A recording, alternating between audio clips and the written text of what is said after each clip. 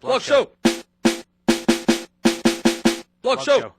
Welcome to the Blog Show, your weekly look back at the best in sports blogging. I am Jamie Mottram, and this handsome man to my left, Stan Steinberg. And we're going to start off, Jamie, tonight with a little blog, real or fake. Broth, as I like to call it.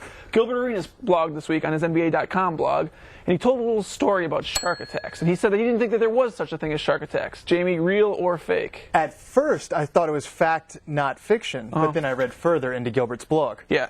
And Gilbert actually quoted at length. Let me quote Gilbert for a second. He said, "We live on land, sharks live in water, so if you're swimming in the water and a shark bites you, that's called trespassing." And I thought this was funny. Bloggers all over the internet thought this was funny. Deadspin said, "We're not sure we're ever going to like a professional athlete more than we like Gilbert Arenas." I'll give them a ding. Slam Online called it outstanding.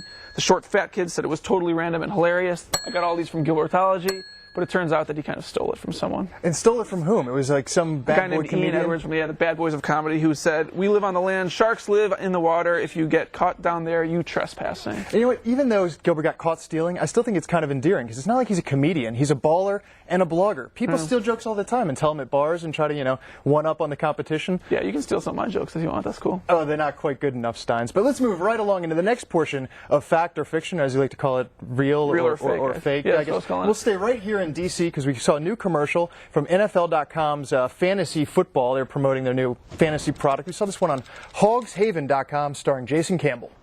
Everyone watching at home, I want you to check this out. 2 receivers, 2 footballs, 1 choice. Go.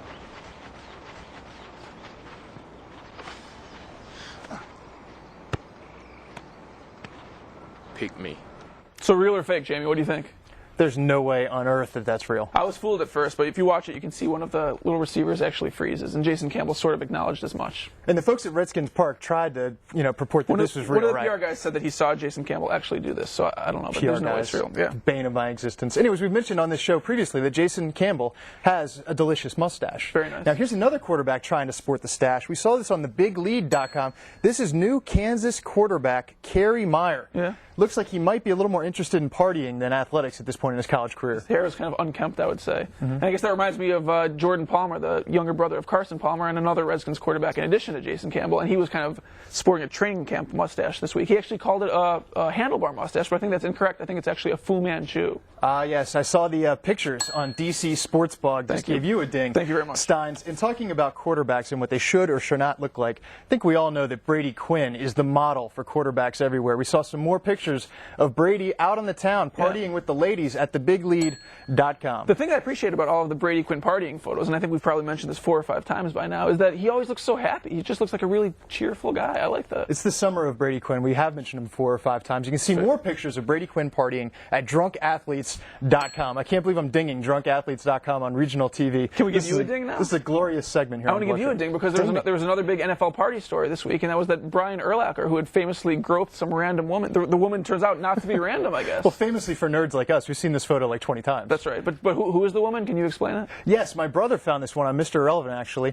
because he not only looks at pictures online quite extensively, but also watches VH1's Rock of Love all the time. Pictures, yeah. The new show starring Poison's frontman Bret Michaels. Well, the same gropey from the Urlacher photos is one of the contestants, so to speak, in Rock of Love. Fantastic.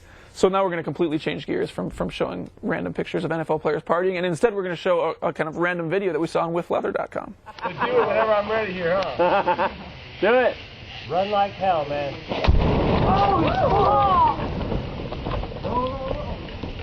And that painful video was eerily reminiscent of the flaming wiffle ball videos that we showed right here on Blog Show a few weeks back. That's right. And a lot of bloggers have, I think, long maintained that Natalie Gulbis, is that her name, is the hottest golfer. And she's a winner. Yeah, but no more. That guy was hotter.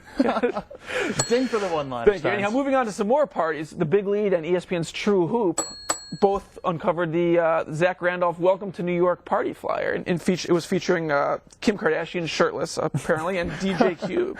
Shirtless Kim Kardashian? Well, the flyer did, anyway. Yeah, that trumps DJ Cube, whoever that may or may not be. Right. And riffing off of that, our good buddy at at thehypeguy.com made a little party flyer of his own, welcoming KG Welcome to Boston. So it was a Bostonized version of Zach Randolph's party flyer. Yeah. It featured Some White Guy as the DJ. DJ Some White Guy. DJ Some White Guy. Name, yeah. And also a guest appearance by Hottie McCotchick. Yeah, and I guess he shared my problems with Kim Kardashian's last name. He called her Kim Kardashian or something That's like good that. enough for Blog Show. That's right. All right. Moving right along, another Boston item. This is an ex-Red Sox reliever, El Guapo, the nickname of Rich Garces. Means the handsome one. And you take one look at him, you can tell he is, in fact, the handsome one. Well, Pleasantly now plump also. he's a little part of history, a little part of Blog Show history, because HomeRunDerby.com has noticed that he may be the world's first ever belly bobblehead. Yeah, the bobble bellies, the belly bobbles. How do you pronounce bobbles? that? Anyhow, I guess he's a minor leaguer now with the Nashua Pride. They're giving away the bobble belly. But we have a bobble of our own that kind of has a It's right here on set. full body bobble. Yeah, it's Screech. He yeah. doesn't have the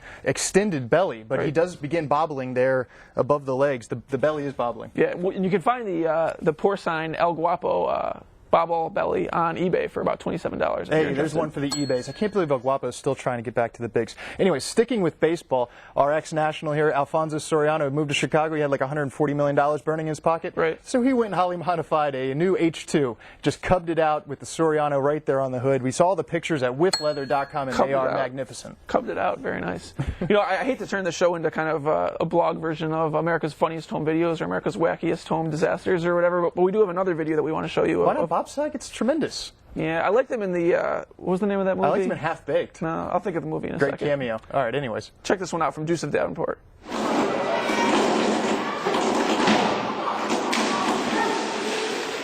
Okay, speaking of Bob Saget, it was The Aristocrats. The Aristocrats, the movie where the people tell the dirty jokes over and over again, and Bob Saget was just vile and filthy. It was hilarious. Well, we're on the subject of Bob Saget and America's Funniest Home Videos, whatnot. Our buddies at 100% Injury Rate saw that last video on Deuce of Davenport and were inspired to make this post of their own.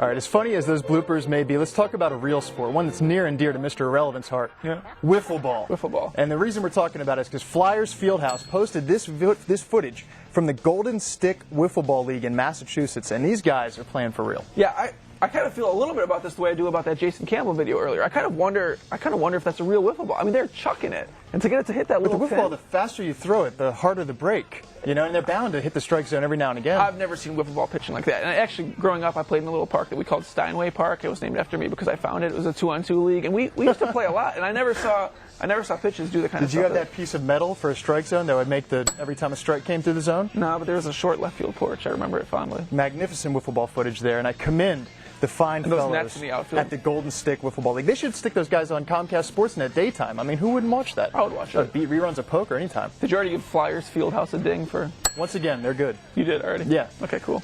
Anyhow, I guess it was a big week in blog history this week because the Ball Hype blog actually did an extensive study of the demographics of sports bloggers. And they found some interesting statistics. Yeah, that they're all white and they're all male. Yeah. Sports bloggers, white males. This is a groundbreaking survey. This is the one I like, though. 85% own or rent. So they're not just like kind of freeloading off their parents. Maybe they're paying rent to their parents for the basement and the high-speed connection. Possible. Some stats that I didn't see in this survey. I think 83% of bloggers wear T-shirts over waffle shirts frequently, and 97% are fascinated by facial hair and mascots. Those are Blog Show sanctioned survey results strictly. That's right. But now that all the non-bloggers that are watching this show have completely tuned us out, let's wrap it up with Dan's artisanal cheese of the week. Yeah, I didn't think of a cheese. I didn't think of a cheese. Can I just throw This is that one only back Blog to Show you? 18. You used to be an artisanal cheese buyer for Whole Foods. Did they not have 18 cheeses? Yeah. Are we still on? Yeah. Okay.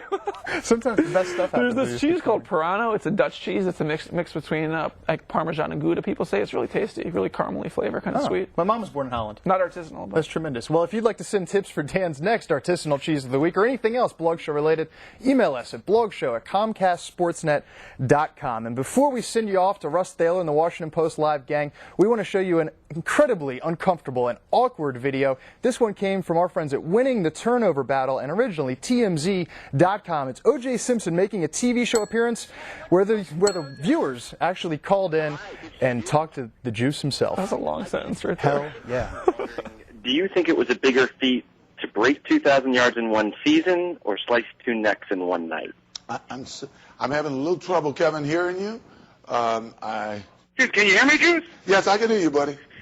Yeah, remember when you played for the 49ers? Yeah. Yeah, did you kill Bill Walsh? There we go. You know, you're going to get jokers, but that's the great thing. It's Well, wide as I said, no, I don't mind. I mean, Yeah. you know, people can say what if it's negative or what, as long as they're serious about the question they're asking. It's easier to tell a joke, but it don't bother me. Blog Show Wardrobe provided by WizNuts.com and NeedForSheet.com. Blog show.